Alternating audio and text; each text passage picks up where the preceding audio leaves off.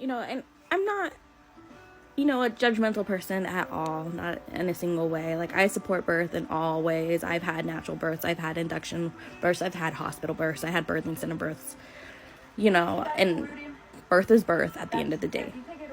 But like the reason why the FDA has this where it's not approved for inductions that don't have a medical reason is because if there is a risk or like you have an adverse reaction, your baby, gets distressed, you have side effects, you might lose your baby, you might lose your life, you can't sue them for it because they could be like, well, you and your doctor didn't use it properly. So you can't sue the company of Pitocin, even though that's why you had the side effects. You might be able to have a medical lawsuit against your doctor for, giving it to you, even though you consented for it. It's a very sticky situation when something does go wrong, when it's not approved for the reason why you used it. Pitocin's an amazing drug when you absolutely need it. If there's issues with you, there's issues with your babies. Like, it's great for postpartum hemorrhages. Like, it's an amazing drug.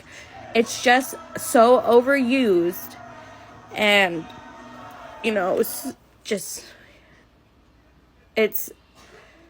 it's a scary drug. It has horrible side effects. Like, even though I was induced twice for medical reasons, I still had those side effects. I almost lost both my babies because of Pitocin. I had an adverse reaction where my blood pressure dropped extremely low and my babies got stressed out. Thank God, whatever medications they were able to force into me both times, and that was my first and last pregnancy. I have 4 kids. Whatever medicines they pumped into me brought my blood pressure back up and let my babies become stable. So, how many times does that not happen and people get rushed into emergency C-sections? That's a major abdominal surgery. And that causes a lot of birth trauma for a lot of people that go in expecting to have a vaginal birth.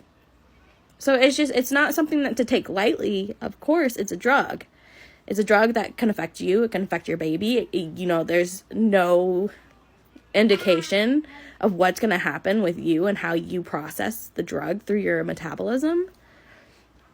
So it's just something kind of, everything's scary during birth. I mean, you could be allergic to your amniotic fluid, but we're still having babies because of that. We're still being induced, even though there's scary things in Pitocin.